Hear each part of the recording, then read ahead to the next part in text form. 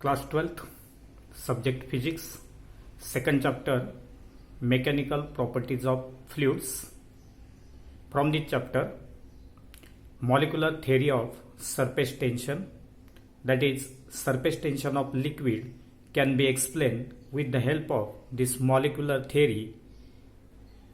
So, in order to explain this surface tension on the basis of this molecular theory, let us consider some of the terms related with this molecular theory and surface tension.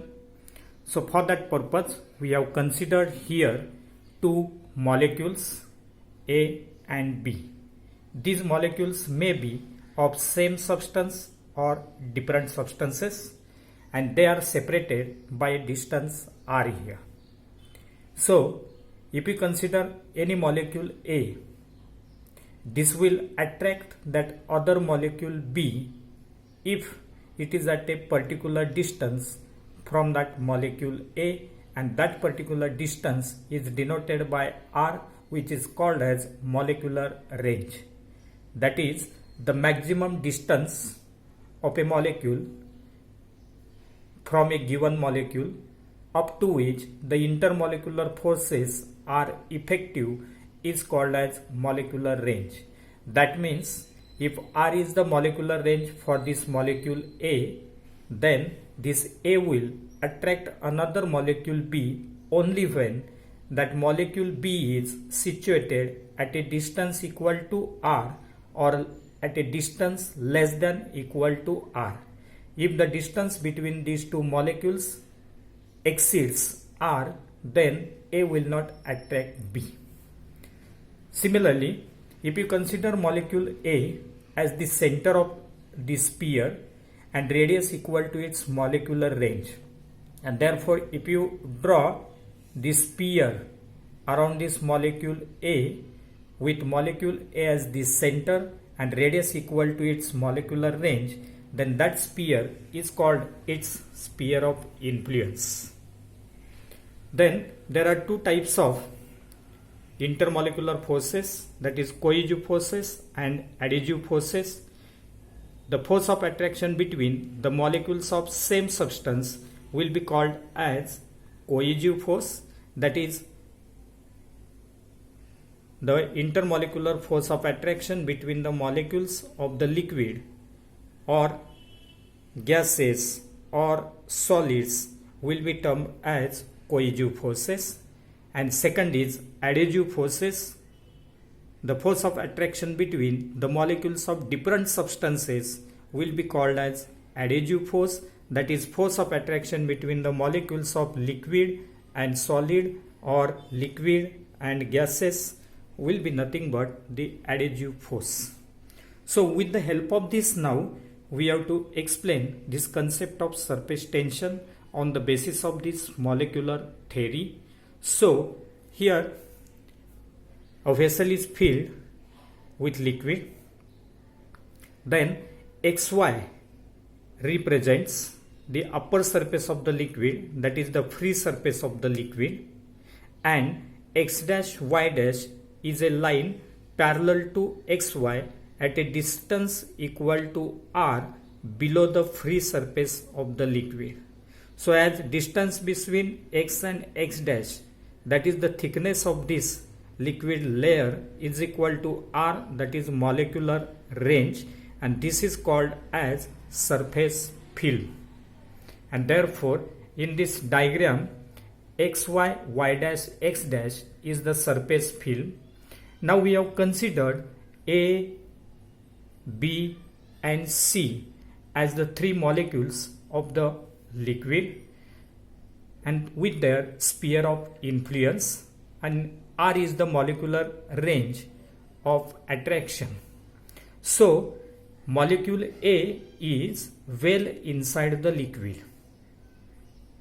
Therefore it will be surrounded by other liquid molecules uniformly, and hence it will be attracted in all possible direction by the cohesive forces exerted by the molecules which are within its sphere of influence, and therefore these arrows will represent the cohesive forces exerted by the other molecules on this molecule A. Therefore, this molecule A will be equally attracted in all possible directions, and therefore these forces which are oppositely directed will get cancelled with each other because they will be equal in magnitude and opposite in direction, and hence net force acting on this molecule A will be 0. Similarly, similar to that of molecule A, all other molecules whose sphere of influence are lying well inside the liquid, the net force acting on all these molecules will be equal to 0. That is, the molecules of the liquid which are well inside the liquid, whose sphere of influence are completely inside the liquid, for these molecules the net force acting on it will be equal to 0, and all such molecules will be free to move anywhere inside the liquid. Now consider second molecule B, which is just below the free surface of the liquid XY. So if you consider this molecule B, the forces are again acting in all possible direction, that is the cohesive forces.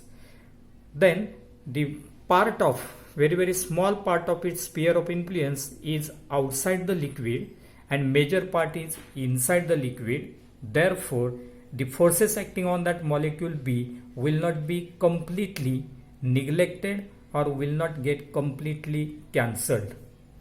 So, in the downward direction, the forces acting will be large as compared with the upward forces, and therefore net force acting on these molecules will be directed in the downward direction.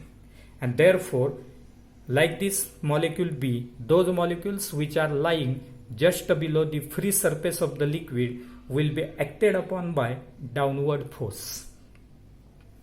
Now consider molecule C. For molecule C, half of its sphere of influence lies inside the liquid, remaining half lies outside the liquid. Again here the forces acting will be in the downward direction, because the part of that sphere of influence which is outside the liquid will contain air molecules, and the adhesive force exerted by these air molecules will be negligible for molecules B as well as C, because very few number of air molecules will be present within that sphere of influence. From this it is clear that those molecules which are just below the free surface of the liquid or on the free surface of the liquid, that is the molecules which are lying within the surface film X, Y, Y dash, X dash, will be acted upon by the downward force, and below that surface film all the molecules will be free to move anywhere. Now, as these molecules within this surface film are acted upon by the downward force, now the number of molecules will be pushed in the downward direction.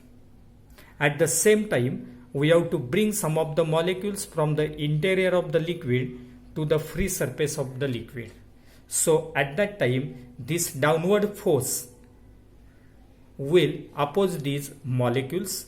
Anyhow, these molecules will come up, and therefore work will be done against these forces. Now that work done against the forces will be stored in the form of potential energy in those molecules which are coming up, and therefore the potential energy of the free surface of the liquid will increase, and therefore this surface film will be under tension because it will have to maintain its surface area as well as to decrease the energy, and hence this surface film will be acting as a stretched membrane as it is under tension, and this concept will give rise to this surface tension. Now let us see what is actually surface tension. For that purpose, we have considered here this circular path as the free surface of the liquid, that is the upper surface of the liquid in the vertical plane. Let us draw PQ as the imaginary line which is tangential to that free surface of the liquid, having its length equal to L. At that time, each and every atom or molecule on this line will be acted upon by the force F due to surface tension on its either side, and therefore the surface tension here will be defined as the force per unit length acting at right angles to an imaginary line drawn on the free surface of the liquid. Surface tension is defined as the force per unit length acting at right angles to an imaginary line drawn on the free surface of the liquid, and therefore surface tension T equal to F by L. From this formula, SI unit of surface tension will be Newton per meter, CGS unit will be Dyne per centimeter, and the dimensions of surface tension R will be obtained as dimensions of force upon dimensions of length, and that is equal to 0 in length, 1 in mass, minus 2 in time. Now, we can obtain the relation between surface tension and surface energy. That is the next point, relation between surface tension and surface energy. In order to obtain that relation, let us consider a rectangular frame, that is the open rectangular frame P dash S, which is the open rectangular frame made up of wire. Then a straight wire QR will be connected along the length of this rectangular frame, which can slide along the length of that frame. Along the length of this frame, it will slide without any friction, that is QR wire is loosely connected with this frame. Then this frame will be held in horizontal plane. Like this, it will be hold this frame in the horizontal plane, and then it is dipped into soap solution, and if it is taken out, then it will be observed that between area PQRS, within this a soap film will be produced having two surfaces, that is forward and backward. These two surfaces will be there. Now, due to the surface tension of this soap film, this wire QR will be bound with some force F with this frame, and so that this force will be acting towards PS. Now we have to displace this QR towards right, so that mechanical force will be needed, and that force is F dash, which will be equal to F. When this F dash force is acting on this wire QR, it will get displaced to Q dash R dash position through distance dx, and therefore in this case work will be done against that force F, and hence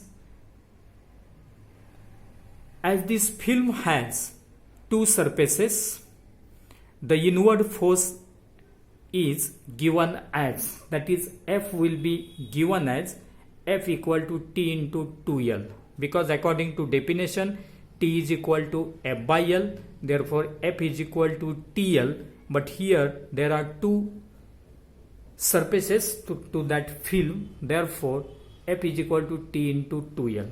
Now when that wire QR is displaced through distance dx due to the application of this force F dash, therefore work done dW will be equal to F dash dx.